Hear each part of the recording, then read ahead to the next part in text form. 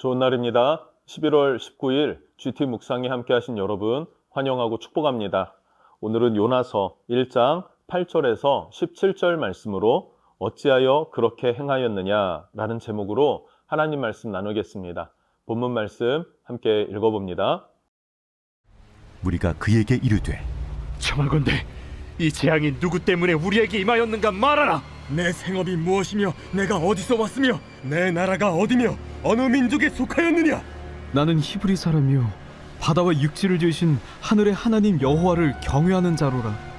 자기가 여호와의 얼굴을 피함인 줄을 그들에게 말하였으므로 무리가 알고 심히 두려워하여 이르되 내가 어찌하여 그렇게 행하였느냐. 바다가 점점 흉흉한지라.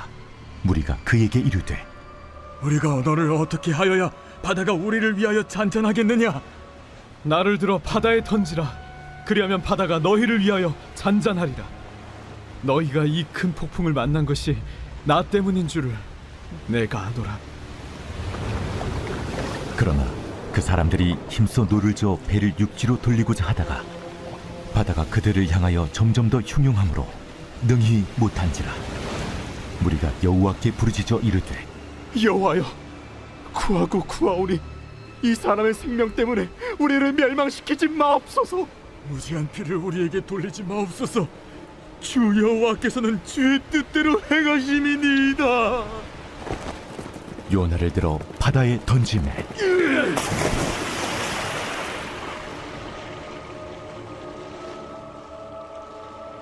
바다가 뛰노는 것이 곧 그친지라.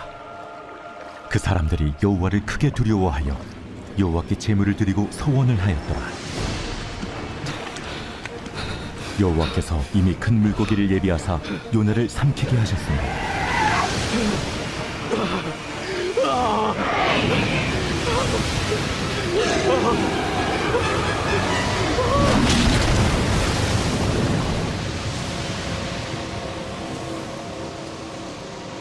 요나가 밤낮 3일을 물고기 뱃속에 있으니라.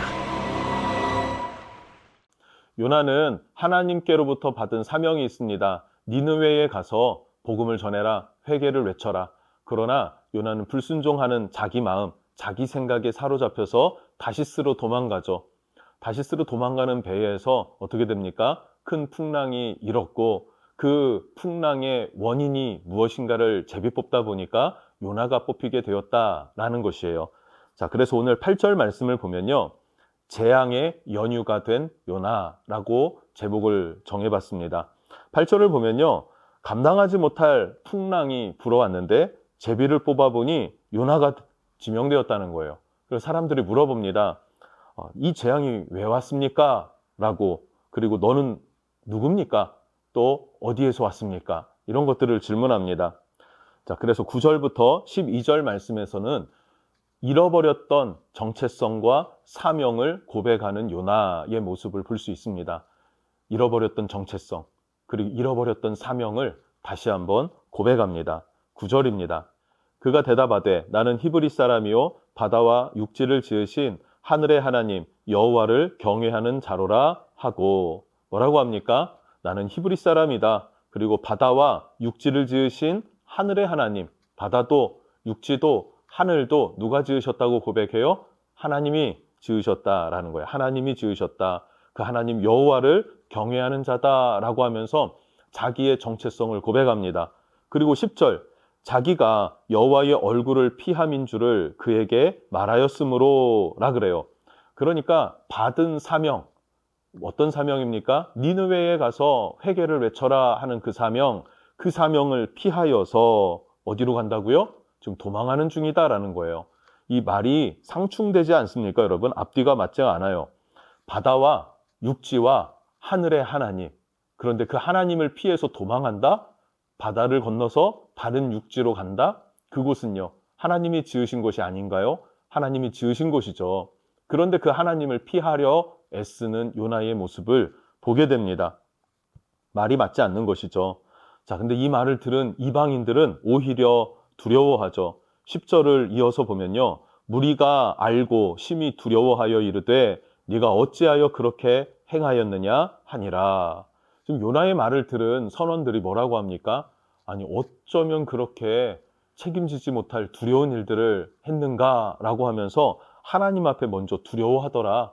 그리고 요나에게 정말 조금은 공감해 주듯 아니면 책망하듯 그런 상황이 되었다라는 것을 말해주고 있는 것입니다. 여러분, 이 모습 자체가 이스라엘의 상태이기도 하고요. 요나의 상태이기도 합니다. 사명을 잃어버리고 나는 하나님의 자녀다라고 하는 그런 근거 없는 자신감, 그것만 남아가지고 허울뿐인 신앙을 지져가고 있는 그런 모습입니다. 여러분, 우리가 예수를 믿다 보면 이런 상황에 빠지지는 않는지 생각해 볼 필요가 있습니다. 어느 통계 사이트에서 미국 성도들의 그냥 교회를 다니지 않는 성도들이에요. 그런데 그리스도인이라고 스스로 말하고 있는 사람들이죠. 그 사람들에게 조사를 해보니까요, 그 중에 꽤 적지 않은 숫자, 정확한 수치가 기억나지 않는데 대략 한 17% 정도였던 것 같습니다. 그 정도가 나는 천국에 갈 수 있다, 왜냐하면 나는 예수를 믿기 때문에 라고 말을 했다는 것이죠. 그러나 그들의 삶 가운데에 얼마나 믿음의 행위가 드러날까요? 예배도 드리지 않고 주의를 지키지도 않고 하나님의 교회에 나와서 어떤 함께하는 공동체도 없는 그들이 어떻게 믿음을 지키고 있었을까? 아니면 자기가 만들어낸 자기가 만들어낸 하나님 안에서 그냥 자기의 신념으로 나는 구원을 얻는다라고 착각하는 것 아니겠습니까? 어쩌면 우리가 그렇게 신앙생활하고 있는 것은 아닌지 돌아볼 필요는 있는 것 같습니다. 12절 말씀에 그가 대답하되 나를 들어 바다에 던지라. 그리하면 바다가 너희를 위하여 잔잔하리라. 무슨 말입니까? 내가 책임지고 죽겠다, 이렇게 말합니다. 많은 사람들이 나 때문에 같이 죽을 수는 없다라고 하는 어떤 도덕적인 양심의 가책은 느낀 것 같습니다. 그렇다고 멋있어 보입니까? 아니죠. 진짜 멋있는 모습은요, 내 자아를 꺾고 하나님 앞에 회개해야 합니다. 근데 회개하지 않아요. 그냥 내가 인간적으로 할 수 있는 책임만 지겠다라고 하는 것입니다. 하나님은 이것을 원하지 않습니다. 그런데 영적으로 깊은 침체에 빠지면 회개조차 생각하지 못하는 경우가 있겠죠. 그래서 하나님의 말씀이 필요합니다. 하나님의 말씀은 우리가 범죄하여서 영적인 깊은 침체 가운데 빠졌을 때 회개하면 살 수 있다, 회복할 수 있다라고 하는 하나님의 메시지가 들려오게 될 것입니다. 자, 이어서 13절부터 16절을 보면요, 오히려 하나님의 백성 이스라엘보다도 선지자 요나보다도 이방인들이 하나님을 경외하는 모습을 보게 됩니다. 13절을 보면요, 이 요나 한 사람을 살리려고 요나는 죽겠다, 차라리 죽는 게 낫다라고 말해요. 그런데 선원들은 요나를 살리려고 무단히도 애를 쓰지 않습니까? 더 그리스도인같이 이방인도 사랑하는 마음이 이 선원들에게 있었다는 말이죠. 요나는 그냥 죽고 끝나겠다, 이런 것이었는데 정말로 다른 모습을 보여주는 것 같습니다. 또 14절 말씀에 보니까 무리가 여호와께 부르짖어. 요나는 기도하지도 않았고 회개하지도 않아요. 그런데 이 선원들, 이 무리들은 여호와께 부르짖어 기도합니다. 살려주십시오라고 하나님 앞에 매달린다는 거예요. 또 16절 말씀을 보면 그 사람들이 여호와를 크게 두려워하여 여호와께 제물을 드리고 서원을 하였더라. 이 사람들이 여호와를 두려워했다라는 말은 경외하는 마음을 갖게 되었다. 왜요? 요나를 던졌더니 바다가 잠잠해졌거든요. 그러니까 하나님의 살아계심이 이들의 눈에서 보여진 거예요. 그러니까 하나님을 경외하는 마음이 그들 심령에 일어났고 하나님 앞에 제물을 드려서 서원하였다라고 고백을 합니다. 여러분, 요나는 불순종했지만 이방인들은 이미 마음이 열려서 복음을 받아들일 준비를 하고는 있는 건 아닌지 우리는 돌아볼 필요가 있습니다. 앞으로 살펴보겠지만 니느웨 성도 3일길을 걸어서 외쳐야 되는 그 큰 성읍이었지만 한나절 외쳤어요. 그럼에도 불구하고 큰 회개가 일어나지 않았습니까? 어쩌면 지금 우리의 복음을 듣기를 원하는 많은 이방인들, 많은 불신자들이 있을 수 있다는 사실을 여러분 기억하면서 하나님이 주시는 감동을 따라 복음을 전할 수 있는, 예수님을 증언할 수 있는 증인의 삶을 살아갈 수 있었으면 좋겠습니다. 마지막 17절입니다. 여호와께서 이미 큰 물고기를 예비하사 요나를 삼키게 하셨으므로 요나가 밤낮 3일을 물고기 뱃속에 있으니라. 아멘.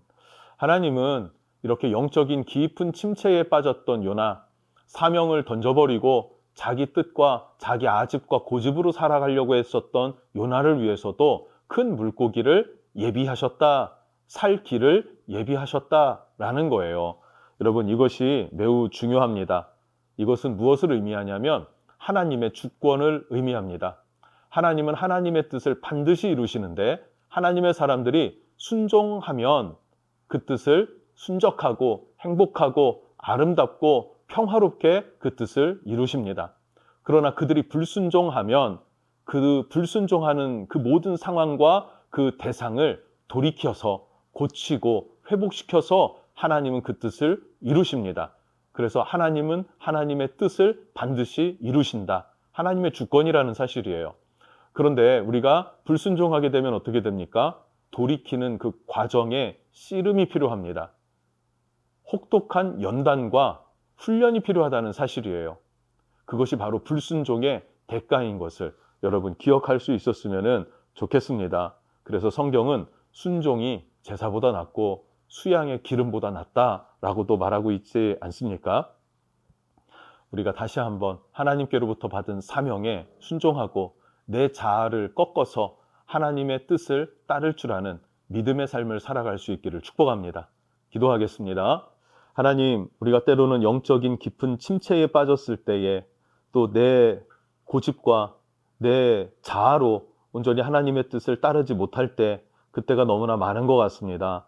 그러나 하나님은 하나님의 주권으로 우리로 하여금 아버지의 뜻을 이루는 도구로 쓰실 것인데 하나님의 고집을 우리가 꺾을 수 없음을 인정해드리고 하나님, 내 고집이 아니라 하나님의 뜻을 따라 순종하는 마음, 하나님을 기뻐하는 마음 우리에게 허락해 주셔서 복된 길로 화평의 길로 나아갈 수 있도록 사용하여 주옵소서. 예수님 이름으로 기도합니다. 아멘.